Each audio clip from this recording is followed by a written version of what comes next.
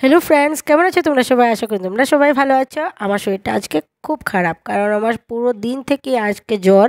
আমি পুরো দিন আজকে শুয়েছিলাম, শুধু মেয়েদের স্কুলে সকালে টিফিন আর খাবারটা বানিয়ে পাঠিয়েছি, আর আমি পুরো দিন শুয়েছিলাম। আজকে আর শরীর আমার একদমও চলছে না। আজ যে ঘটনাটা শুনলাম, দীপঙ্কর দীপ, বাংলাদেশের সিলেটের কন্টেন্ট ক্রিয়েটার, ওদের ভিডিও দেখতে দেখতে ওদের পরিবারকে দেখতে দেখতে আমরা এমন ওদের সাথে একটা অ্যাটাচড হয়ে গেছি, মনে হচ্ছে ওদের পরিবারকে আমরা নিজের চোখে সবসময় দেখে থাকি।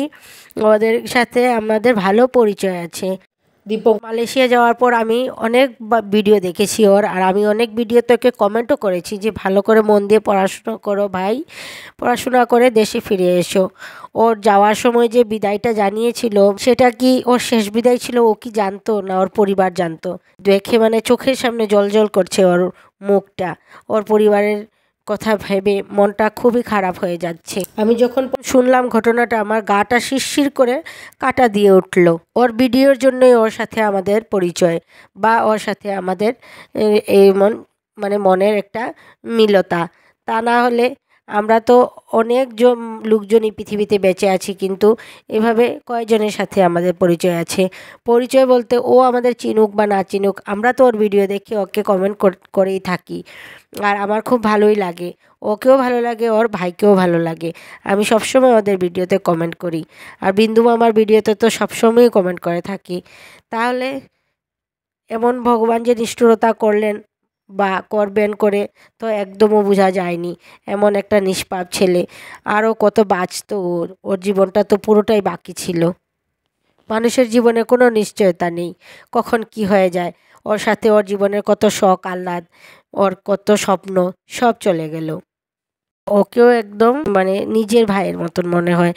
একটা সন্তান ছোট থেকে মা বাবা যখন বড় করে, তখন ভাবে বড় হয়ে যাক, এতটুক পর্যন্ত করে দিই, একবার বড় হয়ে যাক, তারপর ও নিজের ডিসিশন নিজে নিতে পারবে, নিজের ভবিষ্যতের কথা নিজে চিন্তা করতে পারবে, নিজেরটা নিজে করতে পারবে।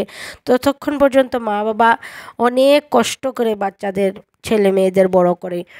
তারপর যদি বড় হওয়ার পর এমন একটা ঘটনা ঘটে, তাহলে মা বাবা কিভাবে নিজেকে সামলাতে পারে?